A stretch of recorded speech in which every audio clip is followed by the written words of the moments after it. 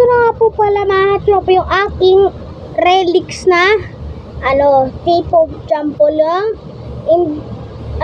Tawag dito, hibla po ng damit. So buksan nga po muna natin. So ito po siya, yung relics ni Pope John Paul. Yan.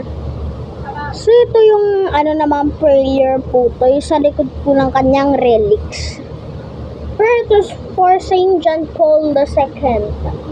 O God, who are rich in mercy and who will that Saint John Paul II.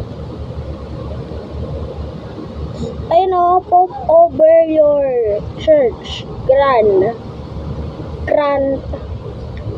we pray the entrusted. So ito naman po yung picture nung sa Vatican. Tapos ito naman po yung mismong relics ni Pope John Paul na kung saan hibla ng damit. Ayan po yung ni Pope John Paul. So ito nga pa walang relics na to ay aking iniingatan. Catholic po siya. Reliquia. Touch in the relics of Pope John Paul II.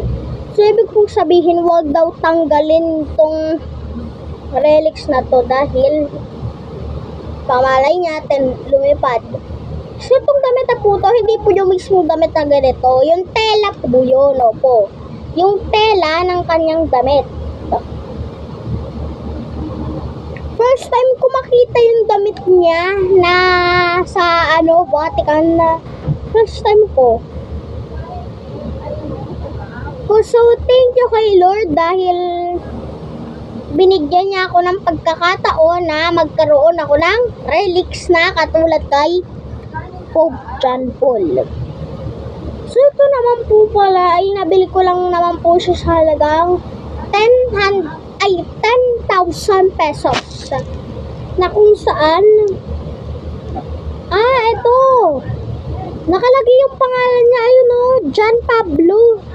Okay, so ang pangalan pala na tunay na pangalan ni Pope o Saint John Paul ay Juan Pablo. Okay. So ito na nga po yung photo doon sa Vatican. Nung dati pa po yun nung 1990.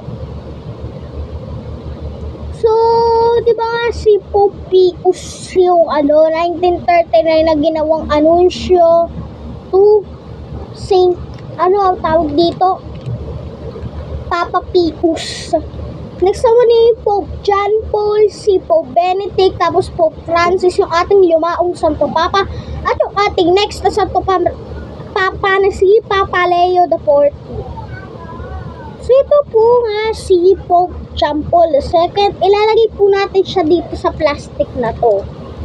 Nagsisilbing protection para halimbawa merong ulan tapos may tulo sa bahay namin, sa bubong namin, sa mismong altar ko, ay para hindi po mabasa yung papel or mismong relics dahil ito ay mahalaga sa akin.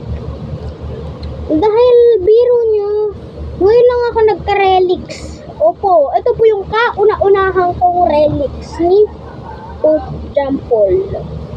So, please like and subscribe to my channel. So, yun lang po. Thanks for watching. Bye-bye.